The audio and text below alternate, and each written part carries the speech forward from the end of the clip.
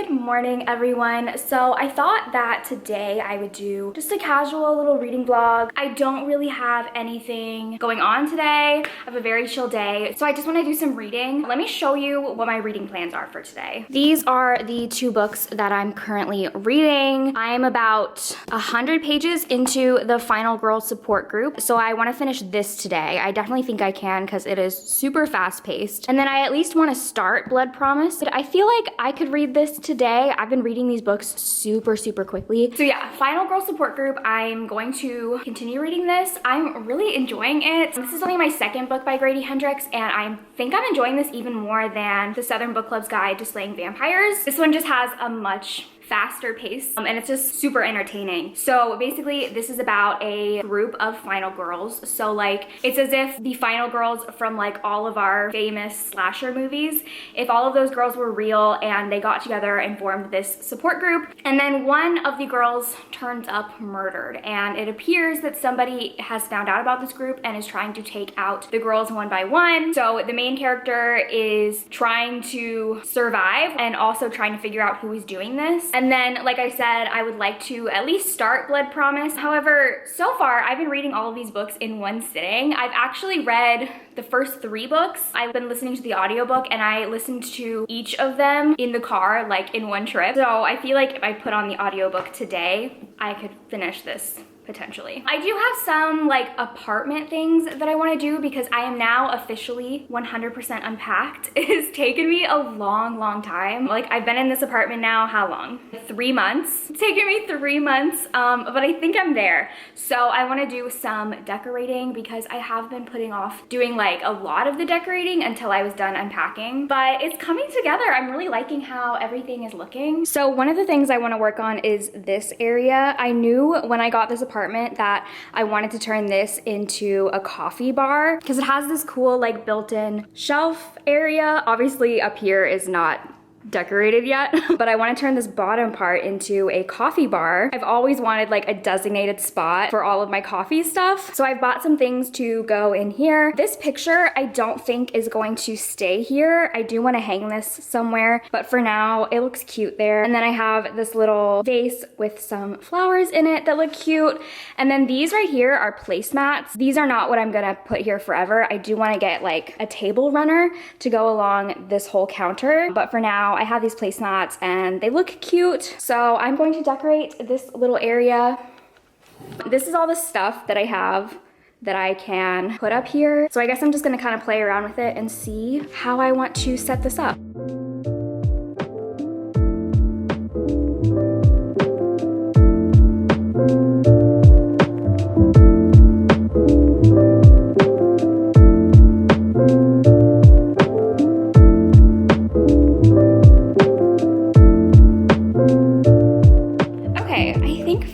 That's how I want to set it up. I have all of my mugs right here. I just ordered these from Amazon. They were like, I want to say like $15 for a set of 6, and they're really nice. And then I keep my coffee beans in there, my sugar in here. Both of these are from Target. And then these little espresso cups I'll just keep on top of the machine. I think it looks cute. Oh my god, I feel so fancy now. I do want to get some like tape so that I can tape this back so the cord isn't like showing. And then eventually I want to get something for down here, maybe like a bench, or I don't really know. And that'll also kind of hide the plug. I am really excited because I just got physical copies of 2 of my favorite romance books, which I don't know why I didn't already own these, but I got copies of A Nordic King by Karina Halley, which is such a great royalty romance. I love this book so much. And then I also got Your Dad Will Do by Katie Robert. This one does have a little water damage. I bought both of these secondhand, but I mean, it's in pretty good condition considering I think it was only $4. But I'm super excited to add these to my collection. I need to make room for them because my romance shelf is pretty full. Right here are all of my Karina Halley books, so I guess I can move one of these and add it here. And then down here are all of my Katie Robert books. So it looks like I can actually fit this in right, ooh, it's gonna be tight, right there. Let's see if I can get all of those. There we go. Okay, the Karina Halley books. Let's see, what can I move? I guess I'll take these off. And I'll add a Nordic King. Then I need to find a spot for this. I guess for now, he's gonna have to live up there, even though I hate doing that. I just don't know where else I would squeeze it in. This video is being sponsored by Flamingo. Flamingo designs convenient, affordable, and high-quality body care products for the parts of your routine that are often overlooked, like shaving, waxing, and treating ingrown hairs. By taking their personalized quiz and answering questions about your routine and hair removal needs, Flamingo finds the products that will work best for you. I was sent their shave kit, which includes a razor, foaming shave gel, 2 5-blade cartridges, body lotion, and a shower holder. I have to say, I usually hate shaving. It's the part of my routine that I dread the most, but the Flamingo razor makes it so easy, with its weighted handle for an easy hold, flexible hinge that glides over curves, and a hydrating strip that allows blades to work their magic. It makes shaving so much more enjoyable. The shaving gel feels so luxurious and leaves my skin feeling soft and smooth. They also sent blade refills, a large foaming shave gel, and the ingrown spot treatment. Their subscription plan includes blade refills every 4 months, which can easily be adjusted, skipped, or canceled. All of these products have changed the way that I shave my legs, and they leave my skin feeling softer than ever. So you can find your perfect routine and get an extra 10% off your first order when you take the quiz in my description and use the code Riley Marie. And once again, thank you to Flamingo for sponsoring this video. So I'm gonna do a couple reading sprints to read more of Final Girl Support Group. Let me pull up my reading timer, YouTube Pomodoro timer. Getting that from YouTube. There's a bunch of ones that I use. They're all from this channel, Lots of Colors. It just depends what time I want. I think I'm gonna do this one, 25 minutes and then 3-minute breaks. All right, so I've been reading for an hour and I'm now on page 215. And things are getting wild. Well, I guess I haven't talked much about my thoughts yet, but I am enjoying this so much. It is so fast-paced and definitely feels like a very quick slasher movie. Things are moving, things are happening quickly, and it's pretty crazy and wild. We're also following a very interesting main character because she is extremely paranoid, like the most paranoid person ever. She's really reminding me of the recent Halloween movie where Jamie Lee Curtis's character is older and has like sort of went into like full paranoia and built her house to keep her safe and protect herself. That's pretty much what this main character has done. Like her apartment has a metal cage in it so that like if anyone comes through the door, they're immediately trapped in a cage. And like she doesn't give anybody her address. She has all the stuff put in place so that she can quickly get on the move, leave town. So it's pretty interesting in that sense. I really like this main character. And yeah, like I said, it's very different from Southern Book Club's Guide because that book was much more of like a slow build with the story and the horror elements, whereas this one, it started off so fast and like it hasn't let up at all. And that's definitely reminiscent of like a slasher movie, which typically the killings start off at the very beginning and then don't stop at all. It's just like kill after kill after kill after kill. And yeah, I'm really enjoying it. In between every chapter, there are like different mixed media pieces about all the final girls, about their movie franchises, because each girl has a movie franchise that is based off of their real life event. So there's like newspaper clippings, movie reviews, letters, just like a bunch of different stuff that gives you kind of like behind the scenes information about all of these girls. I will say that my only critique, and I don't even really know if it's a critique, but something that's kind of like I'm not loving, is each of the girls in this support group is based off of a real life final girl, or like not a real life final girl, but like a final girl from our own slasher movies. So like one of them is based off of Nightmare on Elm Street. One of them is based off of Texas Chainsaw Massacre. One of them is based off of Halloween. And the character name of each of these girls is actually the name of the actress who played the character in real life that character is inspired by, if that makes sense. So it's almost taking me out of the story a little bit because each time one of the girls is mentioned, I'm all I'm thinking in my mind is like, okay, who is this girl based off of? Which real life movie is her story? And it's kind of taking me out a little bit. I almost wish that each of these girls had like their own unique story and wasn't based off of an actual like final girl character. But that's like my only critique, and that's such a minor one. And I feel like that's only because I am like so familiar with all of these slasher movies that like I just automatically knew who each character was supposed to be based off of. But yeah, so I have like a little bit under 100 pages left, and I feel like things are about to get crazy. Well, it's already been crazy, but I feel like everything is about to come together and be wild. I don't know that I really have any theories as of right now of who I think is behind all of this. There's definitely like a conspiracy happening. So I guess I'm just gonna keep reading and we'll see. But I feel like right now I'm leaning towards this being 4.5 stars. I don't know. I feel like the ending could either push it down to 4 stars or up to 5 stars. We'll see. But right now I'm loving it. All right, I have finished Final Girl Support Group, and I really loved the ending. Just within the last 100 pages, there was a lot of twists and turns, and I really liked the direction that it went in. I also really liked all of these, well, I was very fascinated by all of these characters. I think it's really interesting that all of these characters, all the girls in this support group, are kind of unlikable, but it makes sense because they all went through extremely traumatic things and they almost had to embrace their worst qualities in order to survive. Like I mentioned, the main character is super paranoid to a fault. It's like a huge detriment to herself how paranoid she is, but that is what has kept her safe. Same with the other characters, like they all had to really embrace their worst qualities, and that does make them a little bit unlikable, but I feel like in an enjoyable way. I don't really know if that makes sense. I like very flawed, unlikable characters, and all of these girls had so many flaws. Like they were all super untrusting, they all lied, they all were kind of mean, but then when you like read the little newspaper clips and the little articles and stuff about what they went through, you're like, yeah, I would be a gigantic lying bitch if I went through that too. And I really liked all of the like sort of Easter eggs to different slashers and horror movies. I really loved this. I definitely think that I enjoyed this more than Southern Book Club's Guide to Slaying Vampires. So I think, what do I want to rate this? My gut is telling me 4.5.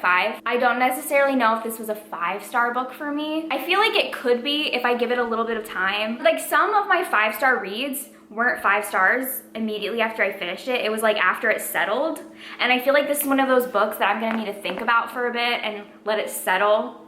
And it could be 5 stars, but as of right now, I'm gonna give it 4.5. I really loved it, and I'm excited to read more from Gertie Hendricks. I do have My Best Friend's Exorcism, so I'll probably be reading that. I feel like I want to save that and read that around Halloween because that seems like it would be a really good Halloween book. But yeah, this was great. I'm so glad that I read this. And it totally put me in a mood now to watch slasher movies. I think I saw that Scream 1, 2, and 3 are on HBO. I might try to watch at least one of those tonight. So yeah, one book down. Now I am going to totally switch gears and I'm going to start Blood Promise. I'm buddy reading this with 2 of my friends. I don't know if they started it yet, but I definitely want to start this. So this is the 4th book in the Vampire Academy series, and this is the first book that I haven't read before. I reread the first 3 books. The first 3 books I read, I think right when I started my booktube channel, so like 7, 8 years ago, and then I never finished the series. So officially this is the first book that I am reading for the first time, and I'm very excited. I don't know how much I'm going to talk about with this because it is a 4th book in a series, but it's also been out forever, so like I don't know if people care about spoilers. I'll keep it spoiler free. I'm excited. I'm just having a good time. I'm feeling very nostalgic with this series, and especially since I don't really read a lot of YA anymore, it's just like I'm having a good time with it. Maybe you guys can help me solve a mystery. So I have this switch back here that I have never been able to figure out what it does. At first when I moved in, I thought maybe it controlled this outlet, but the switch is always turned off, on or off. This outlet works. Like I use my toaster every single morning and it works regardless of the switch. Then I thought maybe there was like a light underneath my cabinets that maybe the bulb was out or something, but there's nothing. So I don't know. Like the switch is always turned off and everything in my kitchen works fine. I have no idea what it could possibly be for. So maybe someone watching this, someone in the comments has an idea, because it is driving me absolutely crazy. Okay, so I've started Blood Promise. I am a little over 50 pages into it. I'm on chapter 4. I'm enjoying it so far, but I think that what I'm gonna do is I'm gonna go back and forth between reading this and watching episodes of Ted Lasso. I started this show last night and I'm like obsessed with it. It's like the most heartwarming show ever. I really didn't think that I would like it because I don't really care about sports, so I don't typically watch shows about sports, but I started it because I love Jason Sudeikis and it's so good. Like I said, I started last night and I almost stayed up all night binging it. It's just like so heartwarming, like such a feel-good show. It's also funny, like it's so good. So I think I'm gonna go back and forth between watching an episode, because they're only 30 minutes, and then reading 30 minutes of this, and I'll just keep switching off. Okay, so it is the next morning, and I actually finished Blood Promise this morning before I got out of bed. I'm actually kind of surprised how long this book is. Oh, hello. Are you just now getting up? He usually doesn't get out of bed until he hears me talk, which sometimes takes a long time. I'm actually surprised how long this book is, because the audiobook felt very quick, but it is 500 pages. I mean, quick thoughts about this. There were things that I really enjoyed. I really liked this setting because this is the first book that takes place in a new setting outside of the academy. It takes place in Russia, which is fun. I liked a lot of the new characters that she met in Russia, and I liked that storyline. However, I haven't talked about this series really yet, or my thoughts on this reread. I hate Lissa. I hate Lissa so much. She's probably one of the most annoying characters that I've ever read in my life. She's insufferable. So I was kind of hoping, because of like the direction that this storyline was going, that we were gonna get less of her. But no, she was still there. And every time one of her scenes came up, I was just like mentally checking out, because I don't care about her. She's annoying. But overall, enjoyed it. Not my favorite so far in the series, but I'm still having a good time with it. So I kind of wasn't planning on reading anything else in this vlog. However, I did get an arc of Jack Harbin's new book that he's writing under a pen name called The Good Girl. It sounds really good, like a very smutty novella. I think it's only like around 100 pages, so I think I'm gonna read that today, because I don't really want to start another like long book for my TBR. I'm not ready to start another book. I just want to read something quick, and Jack Harbin's books are always a good time. So let's see, I have it on my Kindle. It says that it's going to take me 45 minutes to read. We'll see if that is true. The author's note says, "This is not a romance story with a happy ever after to tie it all together. The story explores infidelity as well as a myriad of other kinks and scenarios that may be a touch uncomfortable for readers of more traditional romance novels. That said, if you're comfortable with throwing caution to the wind and reading kinky, problematic stories that leave you feeling a little dirty and questioning your moral compass just a bit more than usual, I hope you enjoy this filthy novella." I am definitely comfortable with throwing caution to the wind. I'm very excited. All right, so I just finished The Good Girl by Jack Harbin, and I really loved this. So basically, this is a very quick novella about this girl who her fiance gets into a lot of debt, and the guys who he owes money to are now like stalking and harassing her for the money, and her fiance is like not doing anything about it. He has not made a dent into all of this debt, and one day when she's at the grocery store, this guy approaches her and says, "I work for this organization called The Auction. We can help you with your money problems." So he gives her a business card, and she decides to go check it out, see what it is, and she learns that The Auction is this very like elusive club, basically, where billionaires bid on a night with somebody. So she decides to take this offer and auction herself off for a night to the highest bidder. The guy who ends up winning her is this like very grumpy, stern billionaire named Alicio, and he has a lot of wild, kinky plans for her. And I really enjoyed this. I believe that this book is already out. It's on KU, so if you want to check it out, I highly recommend it. It was very enjoyable, very hot. I will especially say, without spoiling anything, if you read Go Deep by Rildy Adams and you liked the restaurant scene in that book, there is a very similar scene in this book, except instead of it being at a restaurant, it's at the main character's rehearsal dinner where her entire family and friends are there. And that's all I'm gonna say about that. I'm just now realizing that the books that I read in this vlog could not be more different from each other. Y'all, when I say I have a very versatile reading taste, like I read a slasher horror book, a YA vampire book, and sex auction smut. I just have a lot of different interests. So I think that is where I'm going to end this vlog. Thank you guys for watching, and I will see you in my next video. Bye!